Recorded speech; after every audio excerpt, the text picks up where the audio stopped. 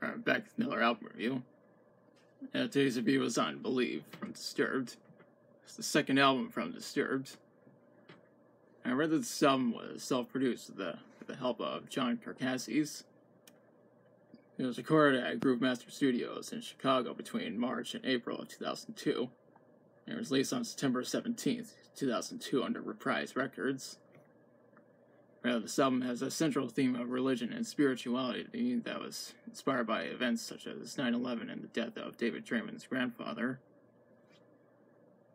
You'll also notice that the album cover has the Star of David, the Islamic Crescent, the Wiccan Pentacle, and the Christian Cross.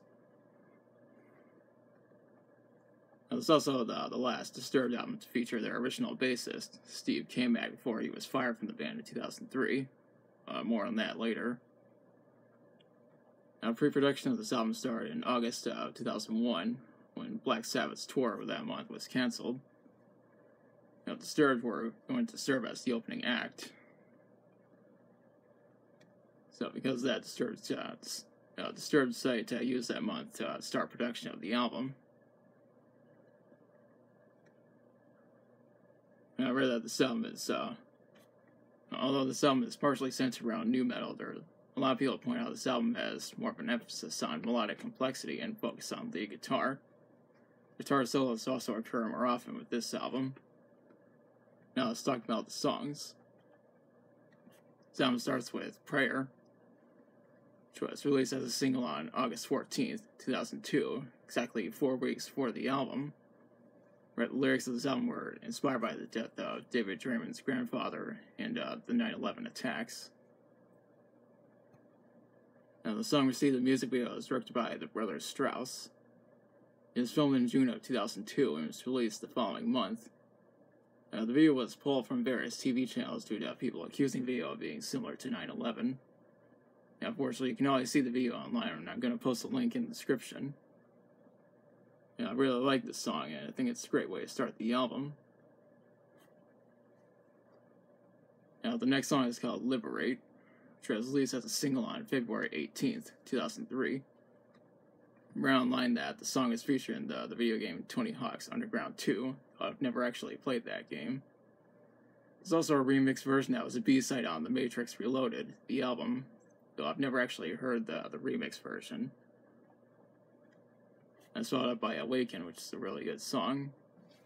After that is Believe, which obviously shares the same name as the album. The next song is called Remember, which was released as a single on December 3rd, 2002. We're on line that David Draymond said this is his favorite song from the first two Disturbed albums. There are also two different music videos that were made for the song. The first one has the band performing live, and the second one has them performing in front of a small stage with screens behind them.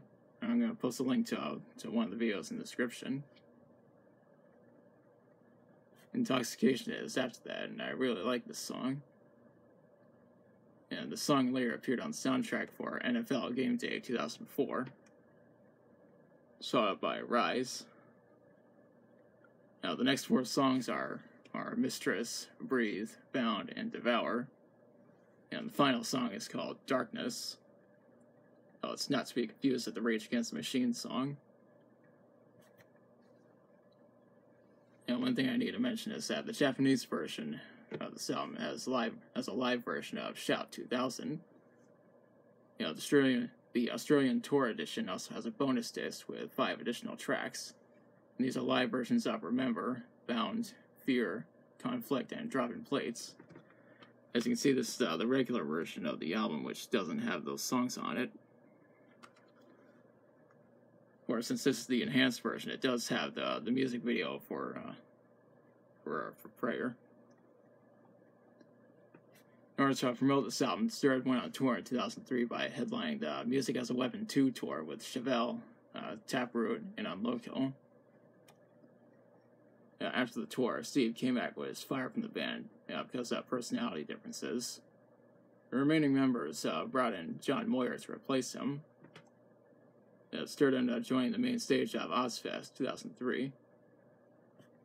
I read that this album debuted at number 1 on the Billboard 200. selling over 284,000 copies in just the first week. It was later certified double platinum by the Recording Industry Association of America on September 23, 2008.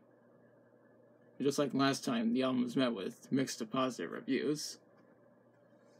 However, a lot of people point out this album actually broadened the Stars' musical range in comparison to their first album, which I reviewed last time. Personally, I think this album does a lot of things better than their first album.